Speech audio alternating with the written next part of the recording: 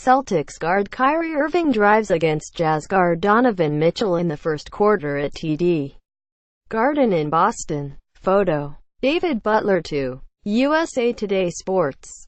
Boston. AP. Ricky Rubio had 22 points.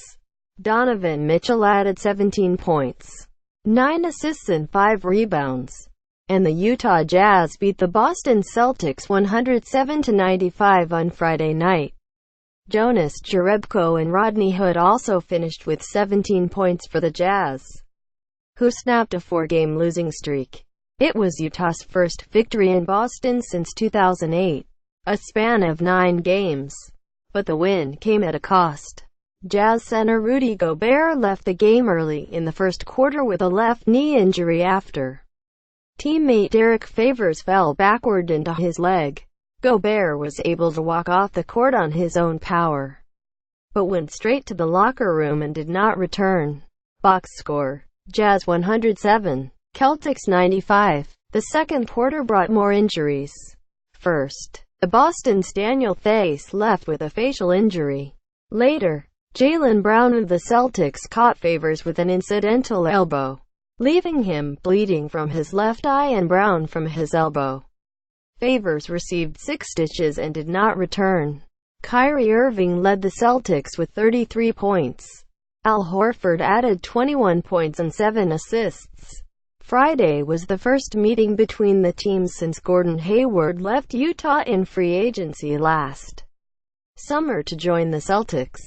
But Hayward could only watch as he continues to rehab from the broken left ankle he suffered in Boston's season opener. Joe Johnson returned to game action for the first time since October 30. He missed 21 straight games while dealing with a right wrist injury. The Jazz held a 46-39 lead at the half. They were led by Rubio and Hood, who scored 12 and 11 points, respectively, and shot a combined 10 for 13 from the field. The Jazz led by as many as 10 in the half and outscored the Celtics 25-13 in the second quarter. The Celtics struggled from the field in the second quarter, shooting a combined 4 for 21. Tip-ins. Jazz. G. Raul Neto sat out his second straight game with a concussion. Celtics. It was Irving's 9th game this season with 30 or more points. Started the second quarter 0 for 14 from the field. Hayward return. Hayward is open to playing this season, but said it will depend on how fast he is able to heal and show progress as he works his way back from a broken left ankle. Hayward was a spectator at TD Garden for Friday's matchup with Jazz. The team had left this past summer in free agency after 7 seasons to sign a 4-year, $128 million contract with the Celtics. "My mind is open to that," Hayward said of the possibility of returning to game action before season's end. "I'm trying to get back as fast as I can. It all depends on how I heal, and taking it day by day, goal by goal. We'll see what happens." Quote, Wednesday marked a milestone in Hayward's recovery process, when he was able to shed the walking boot he's been using since his surgery in October. He will continue to wear a protective brace during the rehab process. "No hard feelings." Jazz coach Quinn Snyder said no one feels any animosity over Hayward's decision to leave Utah.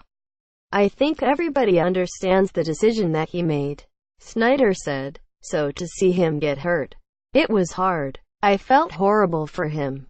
I think most of the guys on our team reached out. I know I did. I think he was appreciative of that. At this point we wish him well in his rehab. We hope that he's back soon." Quote, Morris update. Marcus Morris, knee soreness, sat out his 4th straight game and won't travel for the upcoming 2-game trip. Morris has played in just 16 games this season while dealing with the injury and recently sought a second opinion on it. "He's had a little bit of a setback here, but it doesn't sound like it's going to be a long-term thing," Celtics coach Brad Stevens said. Up next, Jazz continue 6-game trip Saturday at Cleveland. Celtics begin two-game trip Friday at Memphis.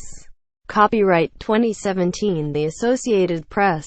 All rights reserved. This material may not be published, broadcast, rewritten or redistributed.